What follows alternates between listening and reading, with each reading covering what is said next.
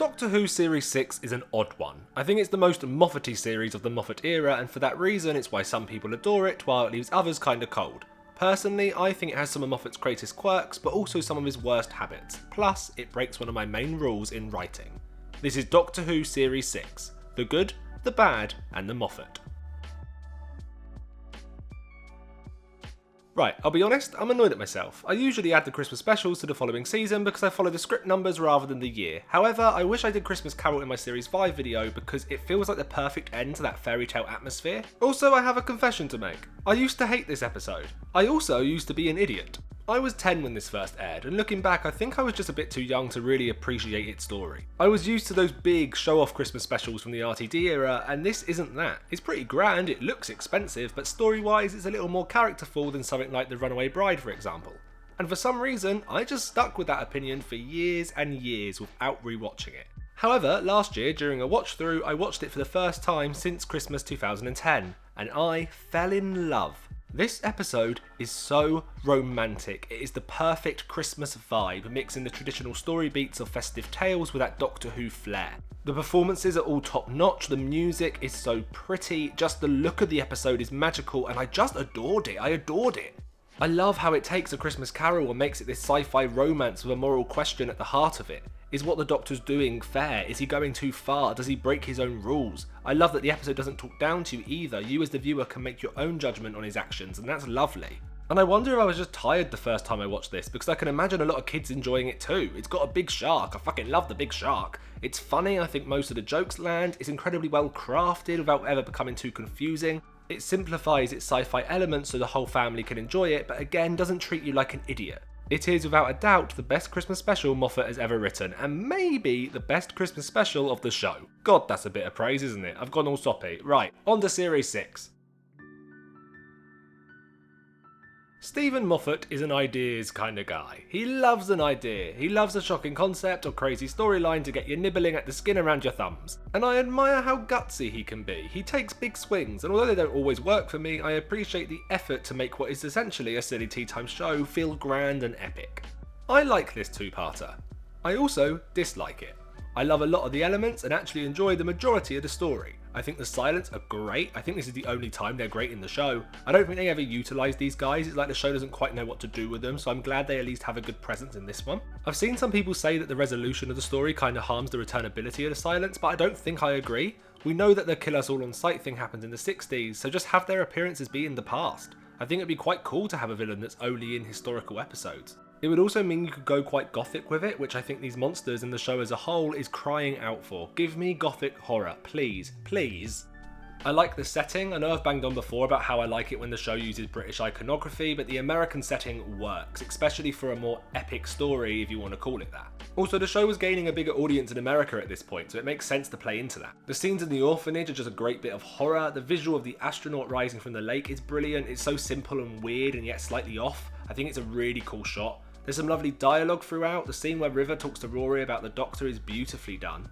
The reintroduction to the main characters is really nice. I do think there's a slight inconsistency with the character arc overall. I find it incredibly odd that we never see Amy's parents again. That's not necessarily something missing from this episode, but it's something that's missing from this season and the era as a whole. I don't mind if they're not going to play an important part of the story, that's fine. Russell used a lot of family storylines. However, they were quite important. They're literally a massive twist/resolution to Series 5. It's a major thing. Amy forgets her own parents and then they never turn up again. Does she forget them again? Call your fucking mum, Amy! But whatever, that's not a negative to this two-parter. So what are the negatives? First, a small one, and I think most of you watching this will think this is stupid, but I don't really like a two-part opener to a series. I want to be chucked into the show from the off, and there's something that ruins the epicness for me when we get credits halfway through the opening story. I also just think it makes the feel of the series odd, going from an epic scale two-part start to a pretty tame regular affair like The Curse of the Black Spot, and that probably makes me judge that story harsher than I would, though it is still pretty boring. I'd rather just have a longer episode for the opening, even if that means we go down to 12 episodes rather than 13. I know it's an odd thing, it doesn't really matter, but it upsets me. Another little nitpick, but it always winds me up, is the line "you fell from the sky." This is the whole Rory thinks Amy's in love with the Doctor's stuff, and then we get the line "it's just a figure of speech," and it's like, piss off, that's nonsense. Yes, it's a figure of speech, but it doesn't work here because Rory didn't fall from the sky at all. We literally see a whole montage later in this series that shows us Rory was always there. He's the one constant of her entire life. There's so much going on in this episode already that this bit of character drama just feels incredibly forced, especially when all of this should have ended after Amy's choice. However, my main problem is with the series arc as a whole. I don't like the Doctor's going to die storylines. I don't mind it for regeneration. Make regeneration feel like death. Fine, that ups the stakes because we know that one day the Doctor will regenerate. But we know the Doctor isn't going to die. It does nothing for me. It holds no tension because although I don't know the exact resolution, I know what it will entail. I know the Doctor won't die. And okay, I don't mind the Doctor's going to die for one episode. Fine, whatever, but a whole series arc? I'm not watching the series with bated breath, worrying what's going to happen. I'm instead just thinking about what clever, probably convoluted way they're going to resolve it. And we'll get to the resolution later. This is the whole ideas thing I was talking about. He loves an idea, and I respect the ballsiness of it, but it just doesn't hook me. And Moffat is obsessed with this storyline as well. Series 7 has the Doctor's going to die, Series 9, he also loves a prophecy, an event that was always meant to happen, and yet we kinda know it won't because otherwise the show would end. I'd rather something smaller in scale but with more threat and unpredictability than a wild storyline that has no uncertainty. Also, this isn't a negative at all, but I find it so funny that Russell is known as the guy who made Doctor Who a soap when this whole series is full of nutty family reveals. You could put the EastEnders Duffs at the bit where Amy says she's pregnant. Doctor, I'm pregnant. The Curse of the Black Spot is an episode of television that exists. It's fine, it's alright, it's nowhere near as cool as it should be. Pirates should be cooler, mermaids and sirens should be cooler. The promise of this episode just isn't met in my opinion. Also, I just think it's a huge mistake making the siren an AI nurse trying to do the right thing. Like, no, let sirens be sirens. I want sexy scary fish women. Like Vampires in Venice, we should get a sexy scary fish woman once a series in the 11th Doctor's era. That would be a fucking hilarious trilogy. Also, I just wish it was Amy who got the spot rather than Rory, just to change it up a bit. I know it's a running joke that Rory dies all the time, but I just think it gets a bit old quite quickly. Okay, so I now want to talk about the Doctor's wife, however I won't be able to do so without talking about the writing, which obviously now feels very off. Obviously a lot of horrific things have come out about the credited writer of the episode. I don't know what bits he wrote, I know Moffat did a lot of rewrites on this one, but that's kind of beside the point. So while I'm talking about it, please don't think I'm being ignorant or flippant regarding the news that broke.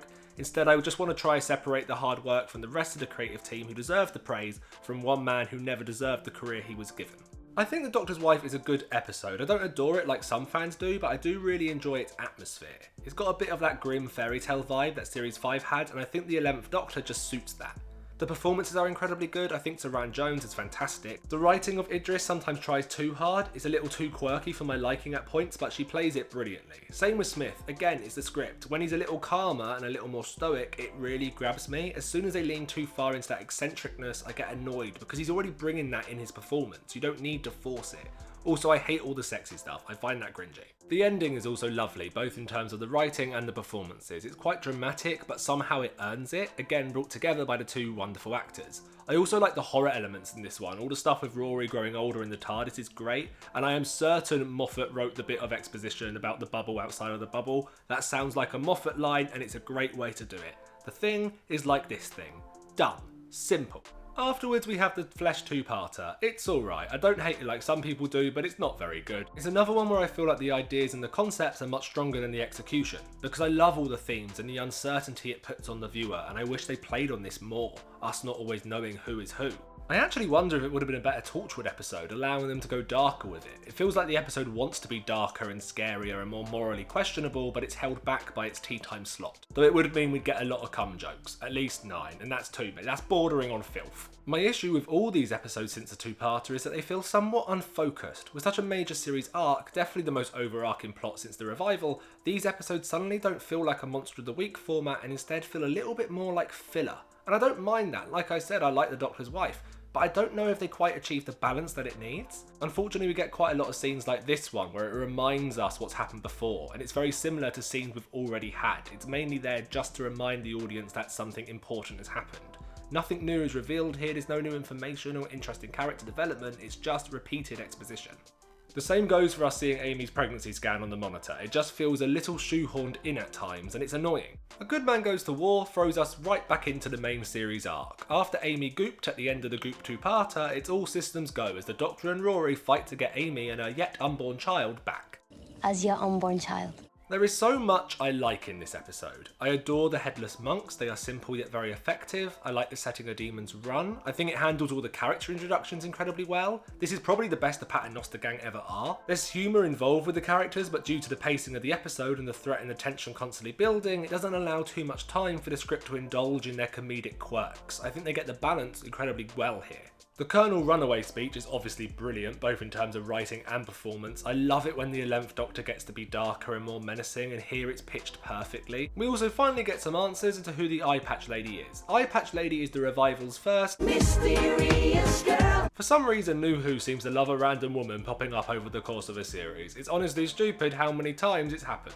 Now, I think I'm right in saying that Eye Patch Lady is the first time they do the mysterious girl thing. I don't think it's the best of the random lady plots, but I like that we get an answer much sooner than you might be expecting as a viewer. With so much still going on in the arc, it's nice to get some answers early on.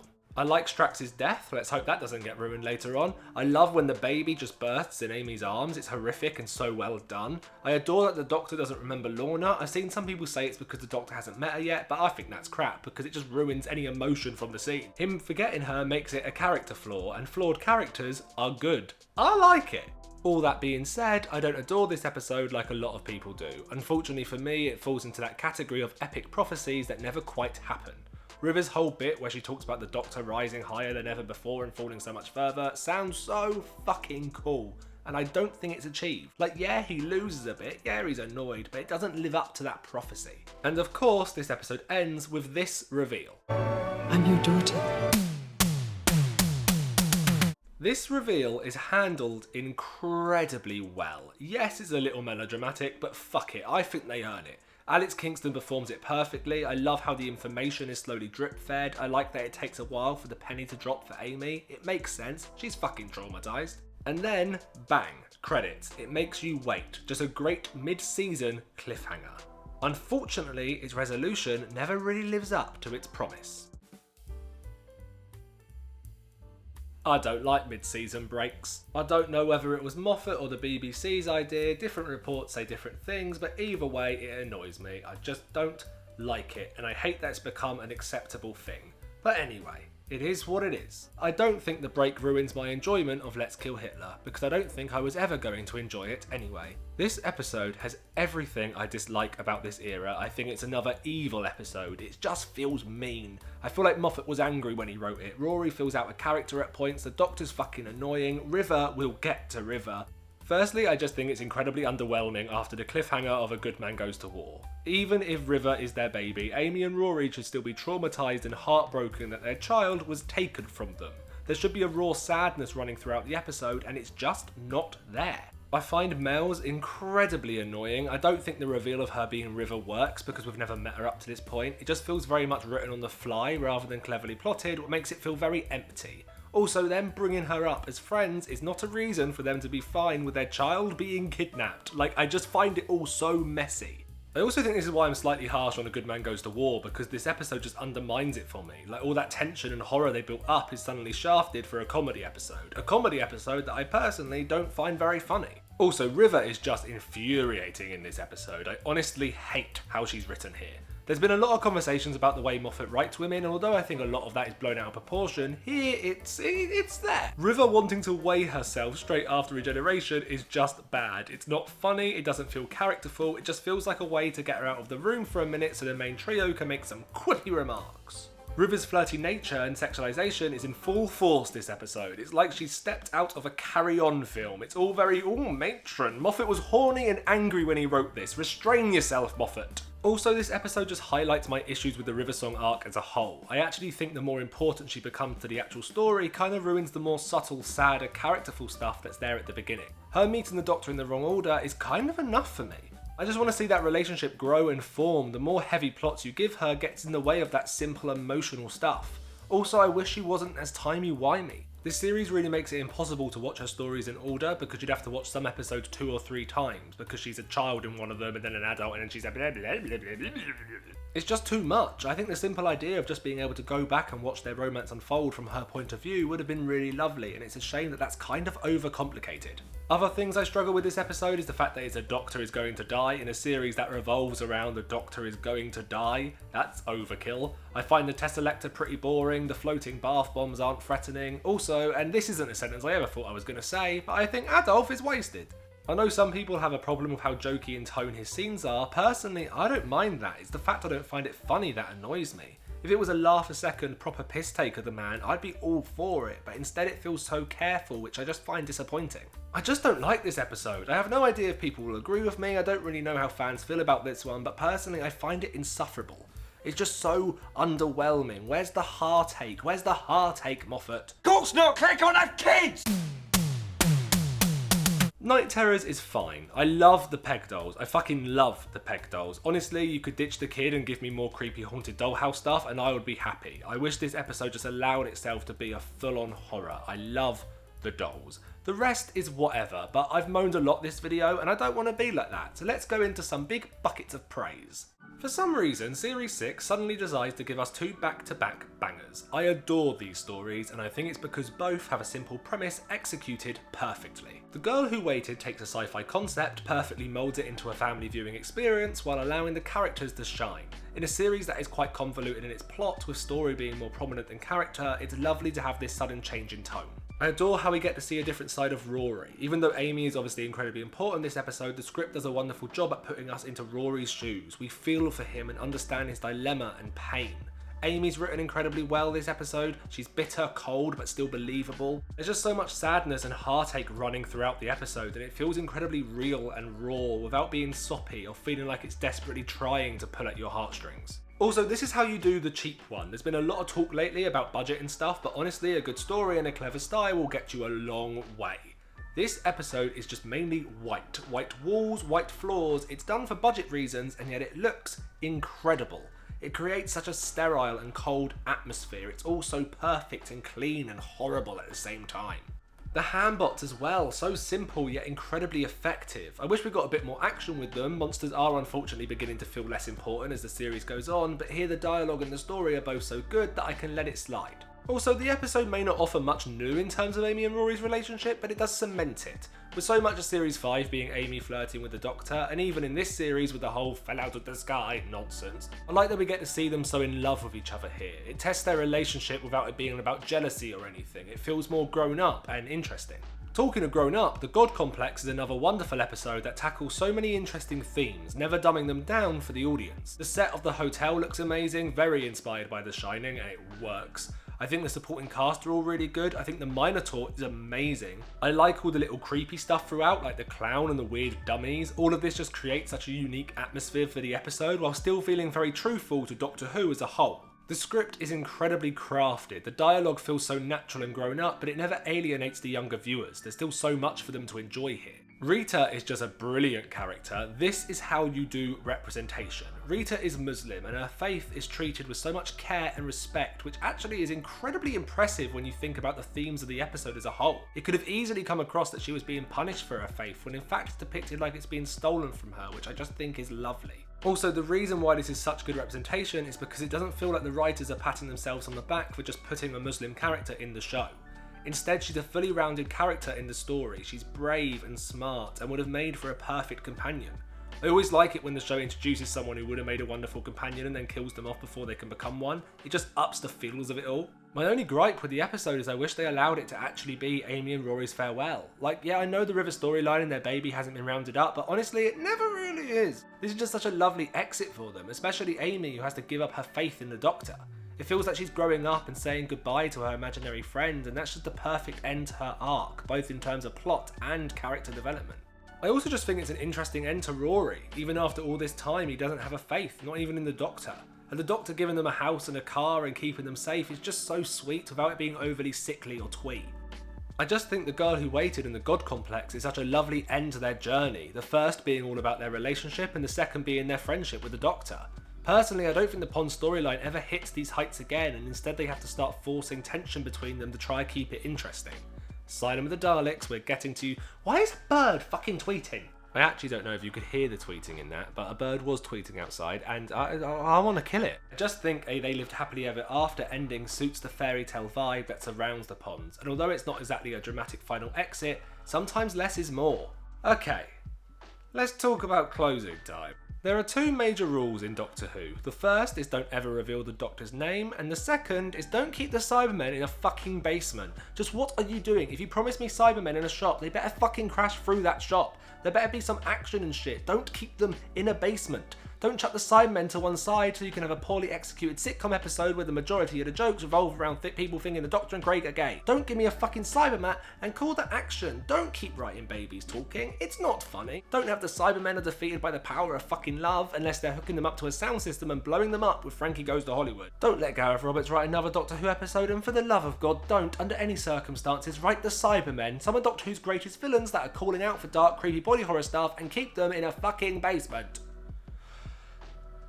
So I don't like closing time.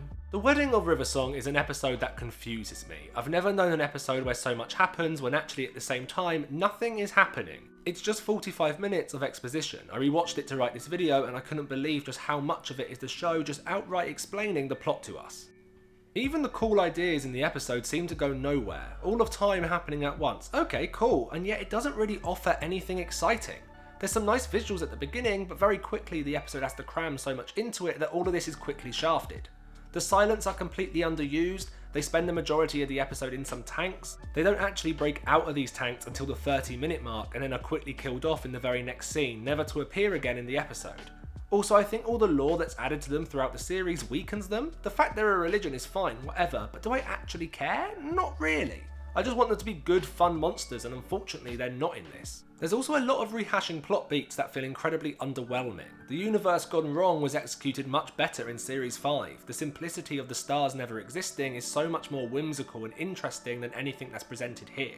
Amy once again not remembering who Rory is feels incredibly forced. I know she remembers him, just not what he looks like, but that's just worse. Also, we've done this plot beat literally last year, and it was so moving and gripping and ended on an amazing cliffhanger. Here it's kinda nothing. It's treated almost like a running joke throughout the episode. It has no heart. It feels like padding in an episode that definitely didn't need any padding out. It's far too cluttered already. We end the season on yet another wedding. Honestly, I don't feel anything during this scene. I don't know if it's because this episode is paced so badly, or if it's just because by this point I'm so sick of this arc that my patience has run out, but either way, I don't really care. And then of course we get the resolution to the Doctor dying at the lakeside, and my god, it's a cop-out. It is such a cop-out. It wasn't the Doctor all along, instead it was a robot thing that we met halfway through the series. It's so boring. That's so bloody boring and feels so cheap and easy. It feels easy. They try to hide it with the whole I whispered my name thing, but actually he whispered look in my eye. They try and make it emotional and like a twist, but no, it being a robot feels like the most obvious and basic resolution, and just feels like we've been following this story for kinda no reason. And I said at the beginning of this video that this series breaks one of my main rules when it comes to writing and storytelling, and unfortunately it happens here. If you are writing a mystery, by the end all the clues you gave the audience need to make sense. At the end of the Wedding of River Song, we once again are shown what happened at the lakeside. We see the Doctor, or as we now know him to be, Robo-Doctor, getting shot. We see the companions panic, we see them have the Viking funeral, and most importantly, we see the regeneration energy. He's shot once, tries to change, but then is shot again before he can. That's pretty major, that's kind of huge, and I don't care how good that robot is at mimicking people, I don't believe for a second it can fake regeneration. And neither does the show, because it never explains how that happened. The Doctor dying at the beginning of the series acts like the main hook of the season. It wants you to come back each week to see what happens next. We know the Doctor won't actually die, so something clever is going to happen, but whatever the answer, it needs to follow and explain the setup.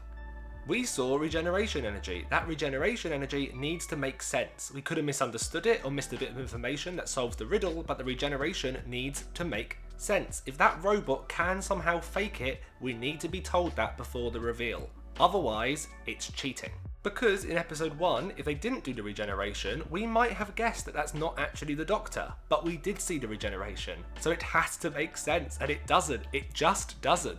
And for me, the end of this arc, this mystery that has been running throughout the entire season, feels pointless because we weren't given the correct clues to solve it. There's also just a lot of other stuff that feels unfinished. The mysterious girl never actually gets an ending because her death happens in a timeline that never existed, so she's just out there, she's just chilling, and then we never see her again, so she gets off very lightly. I don't think the series deals with Amy and Rory's loss or pain from losing their baby. They seem far too chill with the fact their daughter is now older than them. I do quite like everyone in the universe now thinking the Doctor's dead. That's quite a clever way to reset the show. However, again, we kind of reset the show last series, so it's not necessarily needed. Also, it kind of goes nowhere after this. And then we end on yet another prophecy about the Doctor dying on Trenzalore. And that's it. That's series 6. God, it's messy. I know this video makes it sound like I hate this series, and I don't. I think it has some great things. I think the fact they try to weave a main arc through the entire series is great. I respect their ambition. I think the opening two-parter is fun, I like the Doctor's wife, I love the girl who waited in the God Complex, and I think a lot of the characters are written well. Also, when the monsters are actually used, they're really good. I respect Moffat's ambition in trying to tell such an epic story with a BBC tea time budget. There are things to admire throughout, however it's just so messy and it feels like a cop-out a lot of the time. I can see why people like this series, I understand why it's some people's favourite. If you're a massive fan of Moffat's writing style and quirks, it's all here, in fucking bucket loads. It is definitely the most Moffat ever Moffats, and for me that's why I have so many issues with it. I respect the ambition, I respect the effort that went into it, but it just has a lot of issues that will later plague future seasons. Next time we're looking at Series 7, we'll say goodbye to the Ponds, hello to Clara, and dive into yet another dying Doctor story arc.